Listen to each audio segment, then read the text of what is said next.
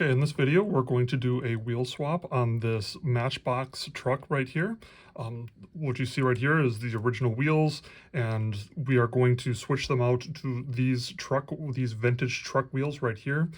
This is going to be a little bit of a different type of wheel swap than what we've done in the past, but we're going to go ahead and do it. Now, I will tell you, I have already actually done a wheel swap on this truck once before, and so these wheels are just in here as a placeholder, but I wanted very specifically to put these wheels on this truck, and so I'm going to show you how to do it.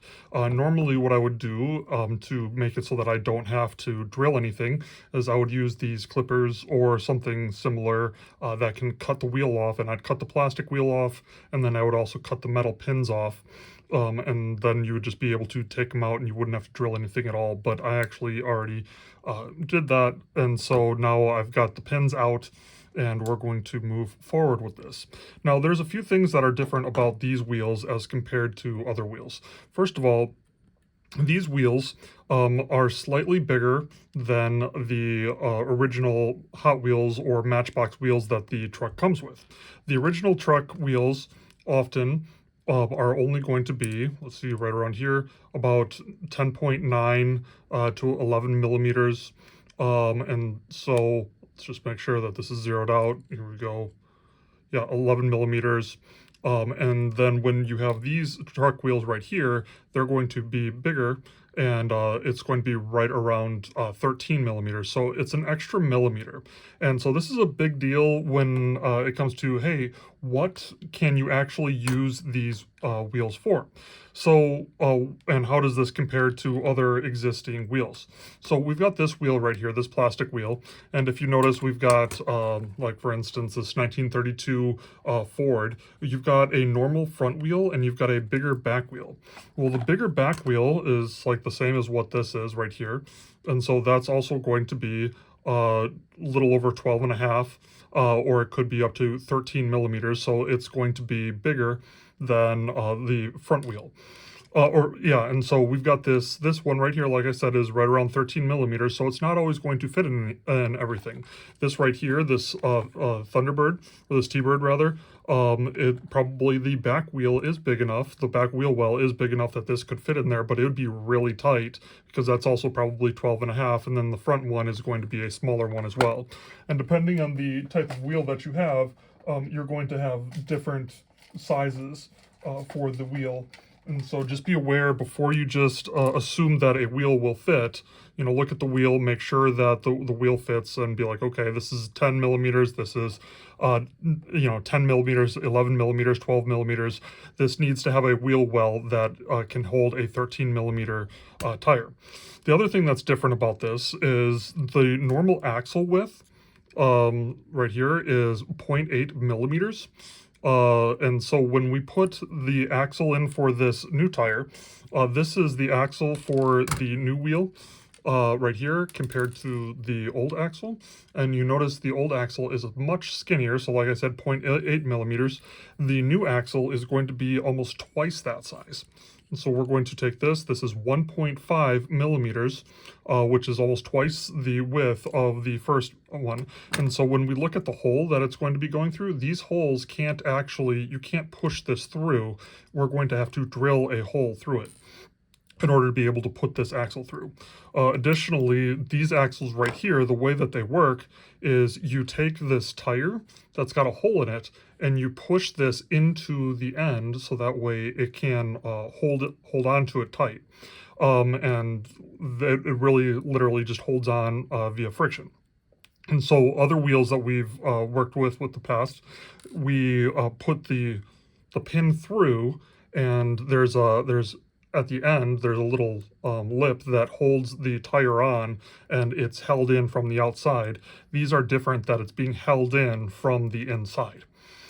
So we're going to go ahead, and once again, we don't have to drill the bottoms out, even though I did drill the bottom out on this one. But what we're going to do is we're going to take this little, right here, this drill bit, and this drill bit is, let's see here, how wide is this? This is 1.6 millimeters, so just slightly larger. I think I zeroed it out. Okay, 1.69, 1.7 millimeters, so just slightly larger than the actual axle. And so what we're going to do is we're going to drill through it. And we're going to drill through right at the bottom, and you notice there's that little V right there. We're going to drill through right at the bottom of the V, and then I'm going to switch to the other side, do the same thing on the other side. Okay, and it just goes straight through. Same thing with the front one. There we go, and we're going to do it on the other side. And just go through.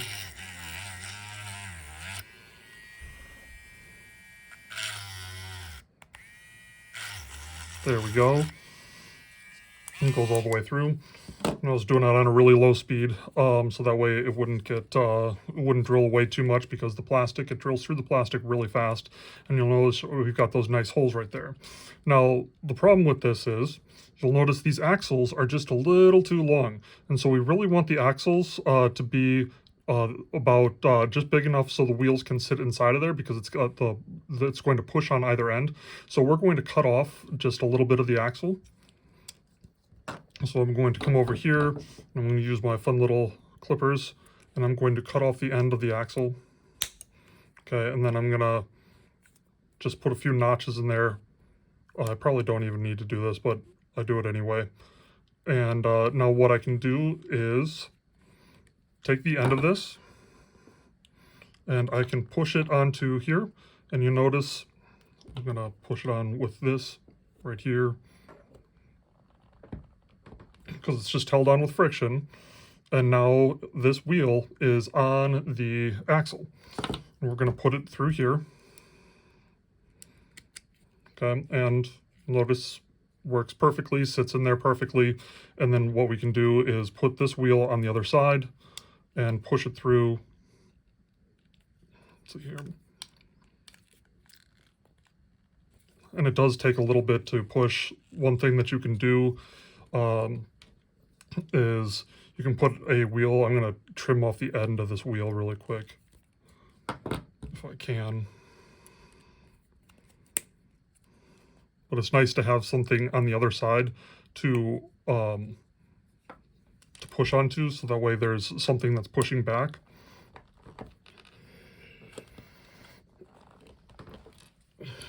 And so when you push, you can get a little bit more leverage against the truck, because it's got to be pushed in between there. Same thing with the front. We're going to cut off, because once again, it's the same width on the front and the back. So we're going to cut off the same amount, right like this. Okay. And then I'm going to just notch it in a little bit. Okay. And then we're going to push this onto here, just like we did with the other one. Okay, and push it through. And now we've got the other tire right here, and we're going to push this tire onto there as well. And so now, let's see here. Do this.